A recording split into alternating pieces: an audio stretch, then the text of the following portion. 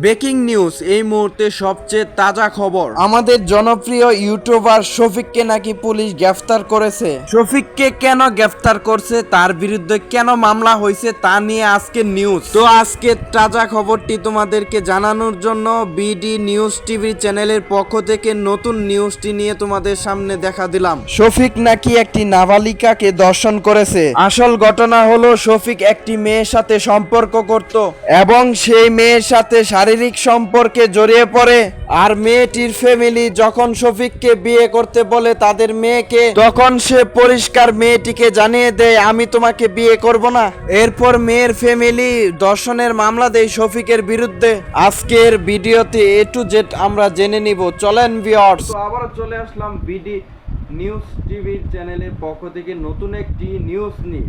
তো আজকের নিউজটি হচ্ছে শফিককে নিয়ে আমরা বিভিন্ন মন্তব্য দেখি ইউটিউবে বা ফেসবুক পেজে বা ফেসবুক আইডিতে বা যে কোনো সোশ্যাল নেটওয়ার্কের মাঝে আমরা বিভিন্ন মন্তব্য দেখি। তো আসলে সত্য ঘটনাটা কি এবং শফিকের মা কেন কান্না করতেছে এবং শফিকের বিরুদ্ধে কেন ধর্ষণের মামলা দেওয়া হয়েছে, তো মূল আজকে কাহিনী আমরা জানবো। তো তোমরা সকলে ভিডিওটি প্রথম থেকে শেষ পর্যন্ত দেখো। তো প্রথম আমরা তোমাদেরকে একটু দেখাই যে শফিকের মা কি বলতেছে।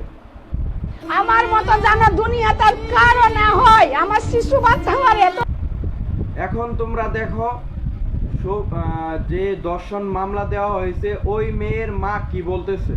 আমার 16 বছর 7 মাসকার মেয়েকে নিজে ধর্ষণ করছে, তার আমি বিচার চাই। এই মেয়েটা শুধু ছিল ওখানে হোটেলে, সেই মেয়েটাকে তুলে নিয়ে আর হোটেলে কাউকে। এখন তোমরা দেখো যাকে ধর্ষণ করা হয়েছে সে মেয়ে কি বলতেছে। মেয়েদেরকে নিয়ে ফুর্তি করে বেড়াচ্ছে, এখন তাহলে আমার লাইফটা কি হবে? এখন তোমরা দেখো পুলিশ তদন্ত করে কি পেয়েছে। একটা এলিগেশন দেয় যে তার সাথে শারীরিকভাবে সম্পর্ক করে এবং সম্পর্ক করে। তো বন্ধুরা, তোমরা আসলে এতক্ষণে বুঝে গেছো যে পল্লীগ্রাম টিভির শফিক একজন, সে অল্প বয়সে একটা মেয়ের সাথে রিলেশন করে এবং রিলেশন করে তার সাথে উল্টাপাল্টা কাজ করার পরে এখন সে মেয়েটি যখন বলতেছে তাকে চাপ দেওয়ার জন্য, বিয়ে করার জন্য মানে চাপ দিতেছে, তখন সে তাকে বিয়ে করবে না বলে তাকে প্রত্যাখ্যান করে এবং তার সাথে অনেক রিলেশন থাকাকালীন অনেক কিছু করে, যার জন্য এখন মেয়েটি এবং মেয়ের ফ্যামিলি তার বিরুদ্ধে ধর্ষণ মামলা দিয়েছে। তো আসলে গাইস, এই ঘটনাটা সত্য এবং আমরা চাই যাতে শফিকের বিচার হোক, কারণ অন্যায়ের প্রতিবাদ অবশ্যই করা দরকার এবং এটা আমাদের কর্তব্য।